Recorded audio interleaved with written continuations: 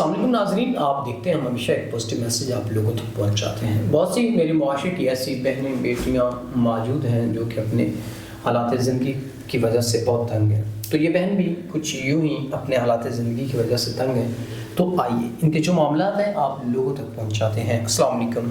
وعلیکم السلام۔ اچھا بہن، مجھے بتائیے گا زندگی کے کیا معاملات، کیا پریشانیاں ہیں جن کی وجہ سے آپ پریشان ہیں؟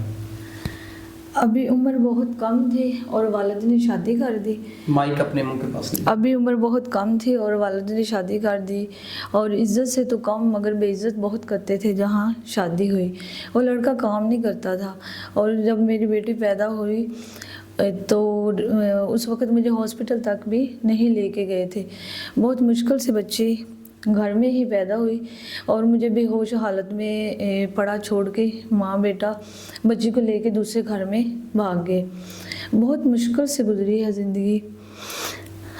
کاش کوئی سمجھے اور احساس کرے اور سہارا بنے۔ اور بیٹی پیدا ہونے کی وجہ سے اس نے مجھے طلاق دے دی، اور اب میری بیٹی 5 سال کی ہے، اور ایسے ہی میری بیٹی 5 سال کی ہے اور ہم رول رہے ہیں۔ میرے والد کی مجھ پہ غلط نگاہ تھی، اور جس کی وجہ سے اس نے مجھے والدہ کے گھر بھی چھوڑنے پہ مجبور کر دیا۔ اب ہم کرائے کے مکان پہ رہ رہے ہیں، اور کاش کوئی سہارا بنتا یا سمجھتا ہماری بہن کو، دکھ کو۔ ناظرین، بہن نے بڑے واضح الفاظ میں اور دکھ بری کہانی سنائی، اپنی سٹوری جو بھی تھی ان کی، اور ان کی زندگی پہ جو بھی ان کی آپ بیتی تھی۔ بہت تکلیف دہ مراحل سے زندگی گزاری۔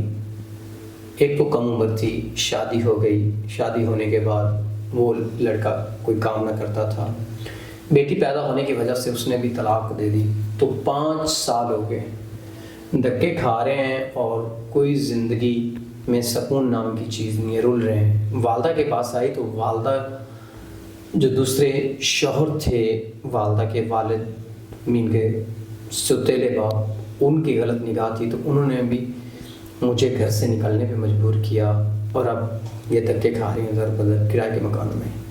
تو ہمیں ایسے لوگوں کا سہارا بننا چاہیے، سپورٹ کرنا چاہیے، تاکہ وہ عزت کی زندگی جی سکیں۔ تو اسی کے ساتھ اپنے میزبان نواب احمد کو دیں اجازت۔ خدا حافظ۔